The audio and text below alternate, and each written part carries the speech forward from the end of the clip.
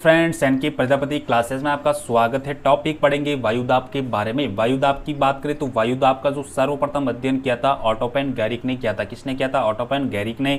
वायुमंडलीय दाब ऊंचाई बढ़ने के साथ साथ घटता है, ये बात सर्वप्रथम किसने बताई? तो पास्कल ने 1643 ईस्वी में बताई कि जब हम वायुमंडल ऊंचाई बढ़ने के साथ साथ तापमान भी क्या है, घटता रहता है। वायुदाबी मापी यंत्र को क्या कहते हैं? तो 14 बैरोमीटर कहते हैं या एनीरॉयड बैरोमीटर भी कहते हैं। वायुमंडल मापने की जो प्रचलित इकाई की बात करें तो मिलीबार या पास्कल या फिलो पास्कल भी इसकी मापने की इकाई है। वायुदाब मापने के लिए इंच व सेंटीमीटर का प्रयोग किया जाता है। सर्वाधिक जो वायुदाब कहाँ पाए जाते हैं? तो सागर तल पर पृथ्वी की गुरुत्वाकर्षण शक्ति के कारण ऊंचाई बढ़ने के साथ वायुदाब घटने की दर क्या है? तो 10 मीटर की ऊंचाई पर 1 मिलीबार, ठीक है ना ये। उसके बाद में आगे क्या, ऊंचाई के साथ वायुदाब घटने की दर एक समान होती है? नहीं होती है। क्या नहीं होती है? नहीं होती है। सागर तल पर सामान्य वायुदाब कितना होता है? तो 1013.25 मिलीबार, 74 सेंटीमीटर या 29.92 इंच। सागर तल पर समान वायुदाब वाले स्थानों को मिलाने वाली जो रेखा है क्या कहलाती है? समदाब रेखा है। विश्व का सर्वाधिक वायुदाब वाला स्थान कौन सा है? तो साइबेरिया का इर्कुटस्क क्षेत्र, जो कि 1075.2 मिलीबार वहां का वायुदाब है।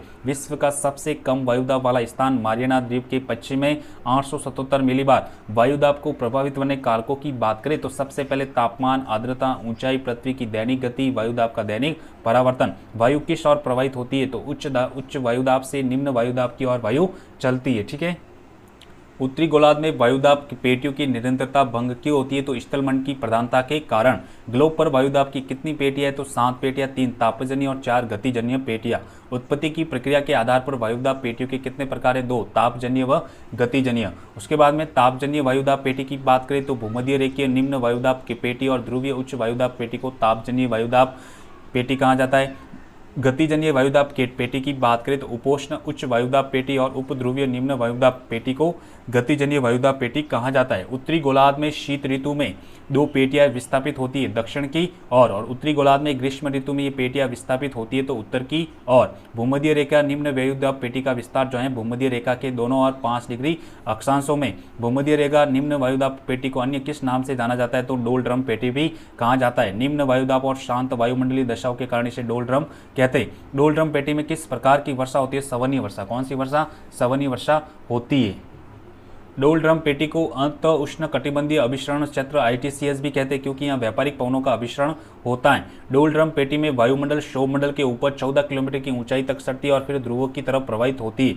इसके परिणाम स्वरूप लगभग 30 डिग्री उत्तरी व दक्षिणी अक्षांशों में वायु का अवतलन होता है और यहाँ उपोष्ण उच्च वायुदाब का निर्माण भी होता है। सूर्य के उत्तरायण होने पर डोल ड्रम पेटी विस्थापित होती है तो उत्तर में NTCS के रूप में। सूर्य के दक्षिण होने पर डोल ड्रम जो पेटी है दक्षिण में STCS के रूप में विस्थापित होती है।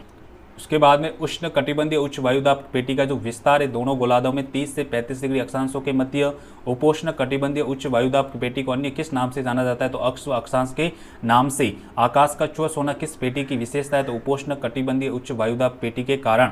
विश्व के सभी प्रमुख मरुस्थल प्रदेश कहाँ पाए जाते हैं? तो उपोष्ण कटिबंधीय उच्च वायुदाब पेटी में महाद्वीपों के पश्चिमी किनारों पर। उत्तर ध्रुवीय निम्न वायुदाब पेटी का विस्तार है दोनों गोलार्धों में 60 से 65 डिग्री अक्षांशों के मध्य। ध्रुवीय वायुदाब पेटी के विस्तार की बात करें तो दोनों ध्रुवों के चारों ओर जब भिन्न गुणों वाली 2 वायु रेखाएं एक दूसरे के निकट आती है तो उनका विलय नहीं हो पाता है, तो वे एक दूसरे से ढलवा प्रदेश द्वारा अलग होती है, जिसे क्या कहते हैं? वाताग्र कहते हैं। वाताग्र कितने प्रकार के होते हैं? तो 4 प्रकार के। जब शीतल व भारी वायु उष्ण वायु राशियों को ऊपर धकेलती है तो वो क्या कहलाती है? शीत वाताग्र। जब गर्म वायु राशियां ठंडी वायु राशियों के ऊपर चढ़ती है तो उष्ण वाताग्र। जब कोई भी वायु ऊपर नहीं उठती है तो अचर वाताग्र। यदि एक ही वायु राशि पूर्णतः धरातल के ऊपर उठ जाए तो उसे अतिवृष्ट वाताग्र भी कहा जाता है। उसके बाद में वाताग्र निर्मित होते हैं तो मध्य अक्षांशों में निर्मित होते हैं। प्रमुख विशेषताओं की बात करें तो तीव्र वायुदाब व तापमान प्रवणता। वायुदाब में होने वाले परिवर्तन की दर को क्या कहते हैं? तो वायुदाब प्रवणता।